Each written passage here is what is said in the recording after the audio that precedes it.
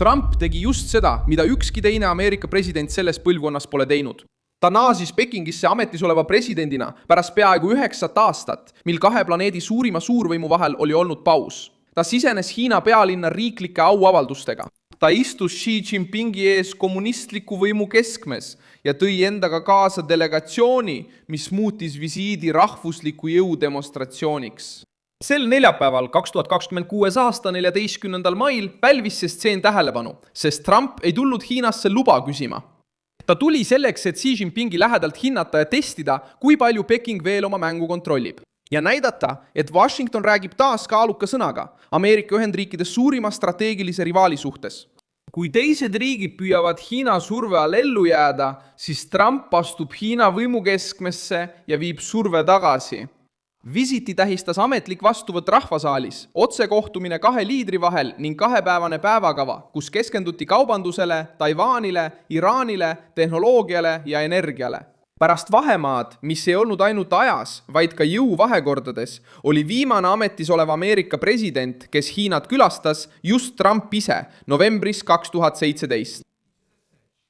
Sellest ajast alates on kahe riigi suhted läbinud kaubandussõja, kiibitüli, pinged Taiwani pärast, sõjalise surve Indo-Vaikse ookeani piirkonnas ja majandusliku mõjuvõimu pärast peetava võitluse. Nüüd naaseb Trump samasse Hiina võimukeskusesse, kuid seekord uue elemendiga. Ta naaseb juhina, kes püüab muuta Hiina enesekindlast väljakutsujast valitsuseks, keda sunnitakse läbirääkimisi pidama. Ma räägin sulle sellest riigest kohe, aga nüüd tahad sa kindlasti kanalile tellijaks hakata, et olla hästi informeeritud. Reaalajas teave parima ajakirjandusliku kvaliteediga, mille poolest Milson Alvese usaldusväärsusstandard juba tuntud on. Fakti suurus seisneb selles, kuidas reis korraldati. Trump ei saabunud lihtsalt Pekingisse. Ümbritsetuna ainult diplomaatidest võttis ta kaasa äridelegatsiooni, kuhu kuulusid Ameerika majanduse tippnimed. Rahvusvahelistes uudistes mainitakse Tesla, Apple'i, Nvidia, Qualcommi, Boeingi, BlackRocki, Blackstone'i, Goldman Sachsi ja Citigroupi juhte. Need on tõttuted, mis tegelevad tehisintellekti, pooljuhtide, elektriautode, lennunduse, pankade, investeeringute ja ülemaailmsete tootmisahelatega. Sõnum on lihtne.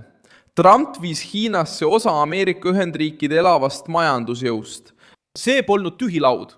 See oli Washingtoni saabumine koos turu, tehnoloogia, kapitali ja tööstusega üheskoos. Peking püüdis vastata, asetades Taiwani surve keskmesse. Xi Jinping hoiatas, et Taiwani küsimus on kõige tundlikum punkt Hiina ja Ameerika Ühendriikide suhetes. Ja ta märkis, et iga viga selles valdkonnas võib põhjustada kahe suurriigi otsese kokkupõrke. See oli Hiina käik, et meenutada Trumpile, et saar on endiselt kõige plahvatusohtlikum teema Pekingile. Aga Trump tuli kaardiga, mida ükski president pole sellisel kujul Hiinasse toonud. Iraani kriis ja Hormuzi väina tähtsus muutsid arvestust. Hiina sõltub energiamarsruutidest, mis läbivad piirkondi, kus Ameerika sõjaline kohalolek on endiselt tugev. Kui Peking püüab kasutada Taiwani ähvardusena, võib Trump vastata energia, majandusliku surve ja mereturvalisusega. See ongi see punkt, mis muudab visiidi arvede klaarimiseks. Ühest küljest püüab Xi Jinping näidata, et Taiwani ei saa käsitleda kui pisiasja. Teisest küljest näitab Trump, et ka Hiinal on nõrgad kohad. Hormuzi väin, kust läbib tohutu osa maailma naftast, sai vestluse osaks. Sest sõda Iraani vastu ja ebastabiilsus Pärsia lahes mõjutavad otseselt Hiina huve. Kõige karmim signaal Hiinale on see, et see visiit ei sündinud rahulikus õhkkonnas. Uudised näitasid tundlikku päevakorda, mida ümbritsesid rasked teemad ja viimasel hetkel tekkinud pinged. Iraani sõda hakkas kohtumist mõjutama. Samal ajal, kui Trump otsis mingit Hiina koostööd kriisi ohjeldamiseks, püüdis Peking samal ajal säilitada oma seisukohta Taiwani suhtes ja hoida tugeva suurriigi mainet. See kombinatsioon andis kohtumisele tõelise vastasseisu hõngu, mitte lihtsalt piduliku tseremoonia mulje.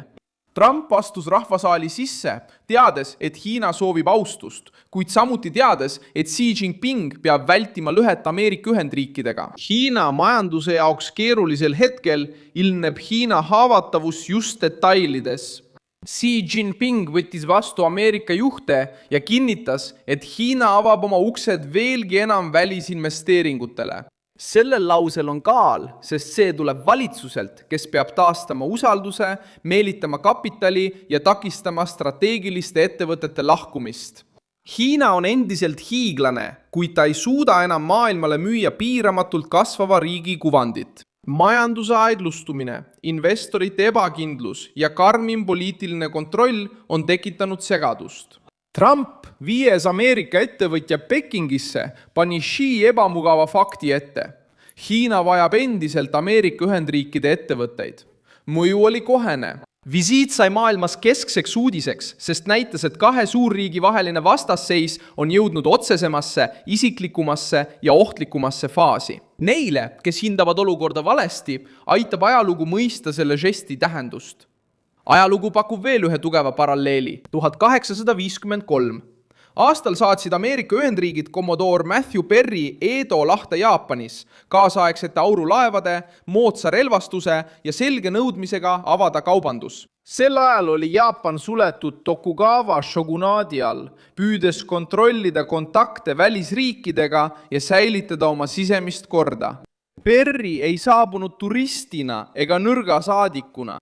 Ta ilmus välja tõusva tööstusriigi nähtava jõuga, näidates, et maailm oli muutunud ja Tokyo ei suutnud enam teeselda, et välissurvet pole olemas. Kanagawa konventsioon, mis allkirjastati järgmisel aastal, avas Jaapani sadamad ameeriklastele ja kiirendas sügavat muutust Jaapanis.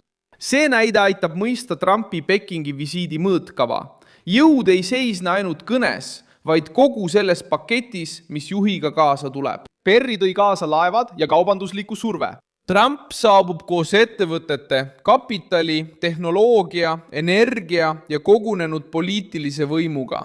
Hiina ei ole 19. sajandi suletud Jaapan, aga surve loogika on sarnane, kui suur võim siseneb rivaali sümboolsele territooriumile, kandes endaga reaalse võimu instrumente. Visiit muutub sõnumiks.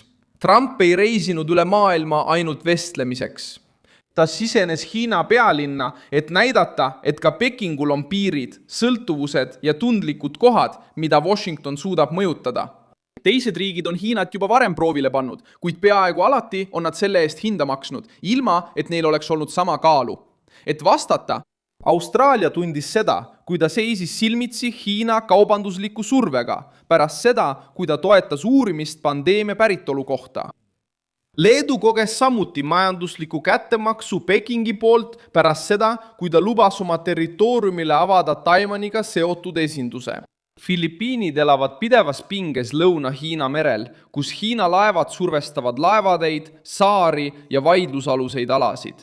Need riigid on vastu hakanud, kuritarvitustest teatanud ja otsinud välistoetust, kuid ükski neist pole Pekingisse sisenenud. Võime panna Hiina silmitsi kohese ülemaailmse hinnaga.